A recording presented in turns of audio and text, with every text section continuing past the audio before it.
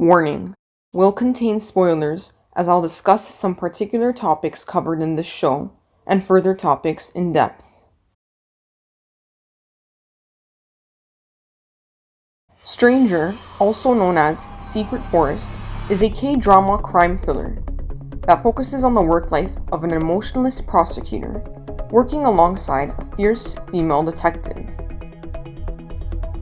I'll only be reviewing Season 1 of the show as there's so much to cover with the 16 episodes of Season 1, averaging around 1 hour per episode.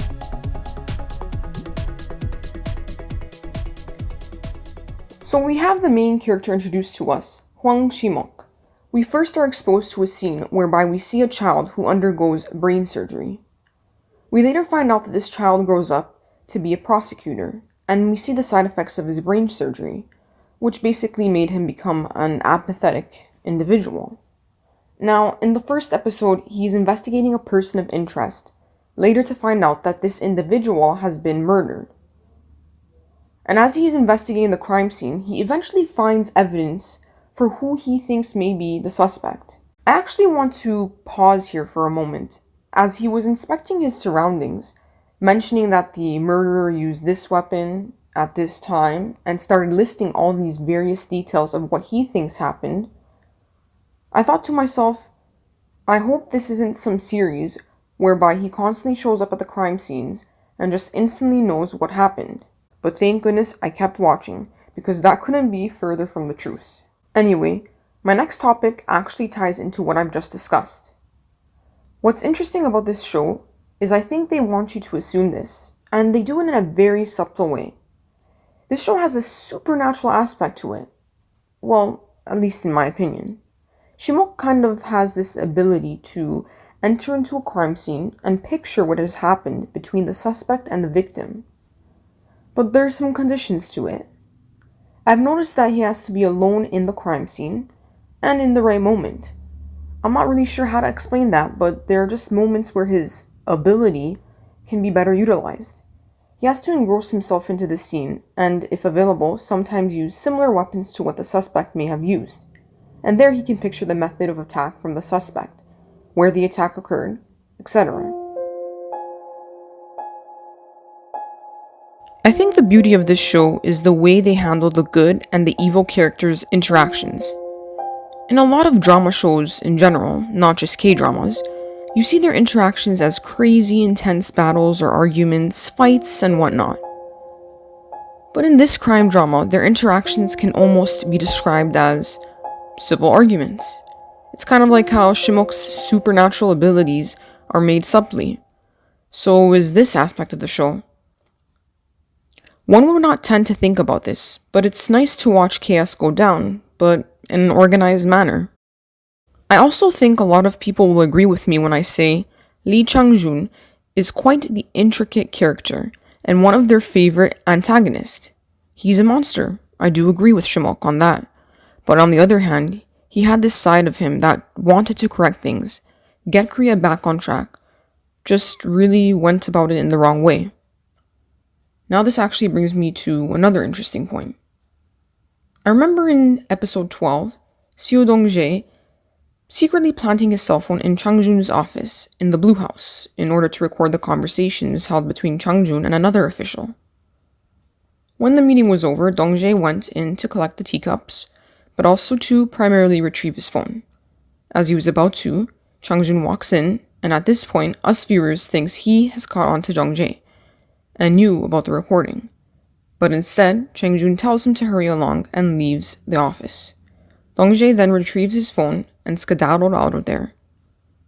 It all makes sense now, the more you think about it. In my opinion, I think Lee Chang-jun knew, and he wanted Dong-jae to go on, reveal it to Shimok, and release the recording. Lee Chang-jun wanted to expose those secrets.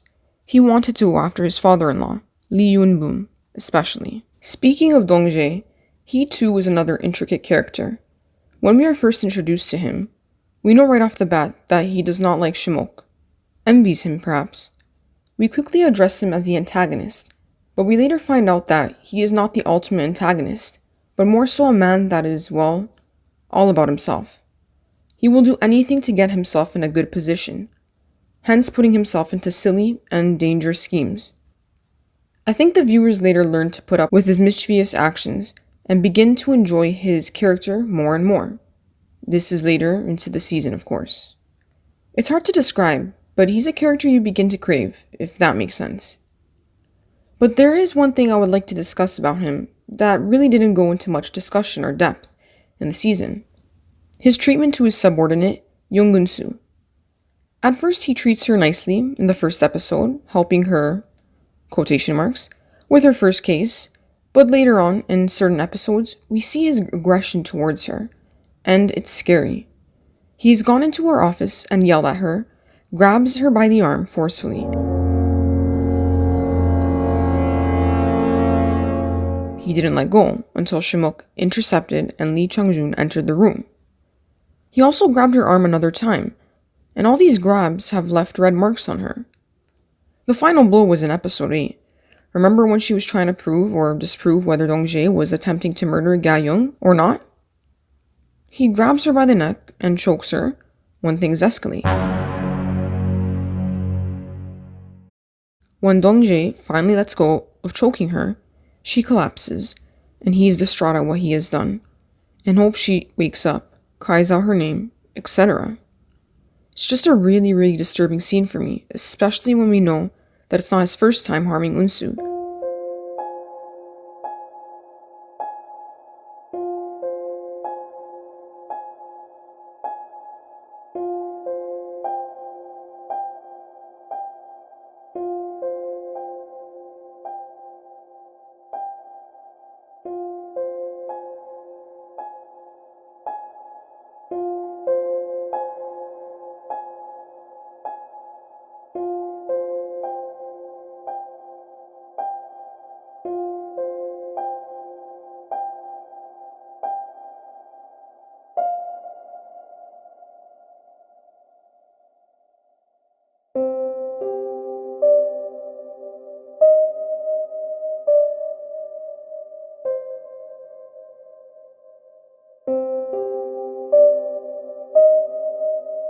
And knowing he has physically harmed another female character, Yeojin, in episode 7, when she follows him and tries to snatch Ga-young's phone from him.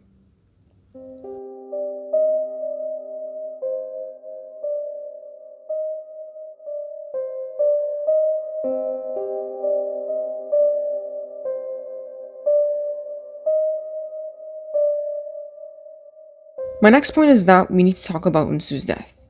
It just completely shook me. When the camera panned out to the individual's face, I was saying to myself, don't be Eun-soo, don't be Eun-soo, don't be Eun-soo. It was Eun-soo. I'm not lying when I say that my heart broke for her. I've watched a lot of TV shows, TV dramas, movies, etc. And this death makes it one of the top heartbreaking TV character death list. For me at least.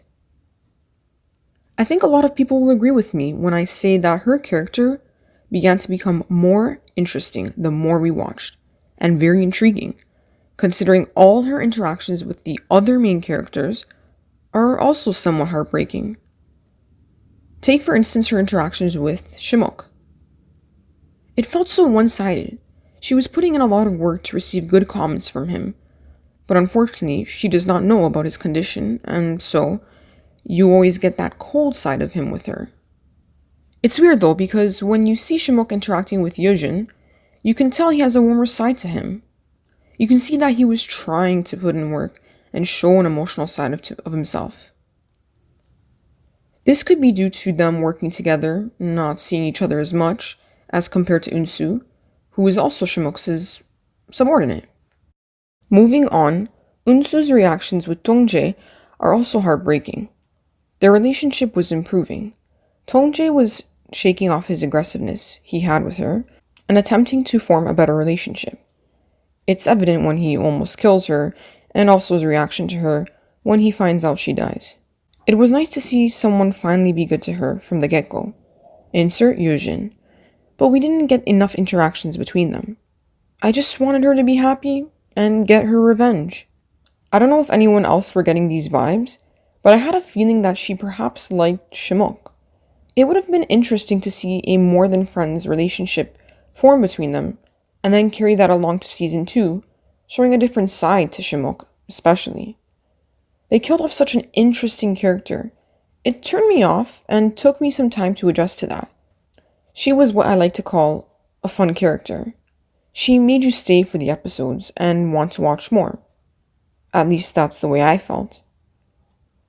Which brings me to my last and final point regarding season 1. There were no intimate scenes, major romantic storylines, or anything of that sort. And frankly, this drama shows that it didn't need any of that to survive. And it surely more than survived. It was honestly refreshing to watch a show without any of that. So while I do have the opinion of hoping that Unsu and Shimok's relationship would have been pushed further, this just goes to show that this K-drama did not need to get intimate in that way at all. Overall, this is one of my favorite K-drama shows, and I've watched quite a bit of K-drama shows, so this is definitely saying something. And as always, thank you for watching and supporting. I truly appreciate it.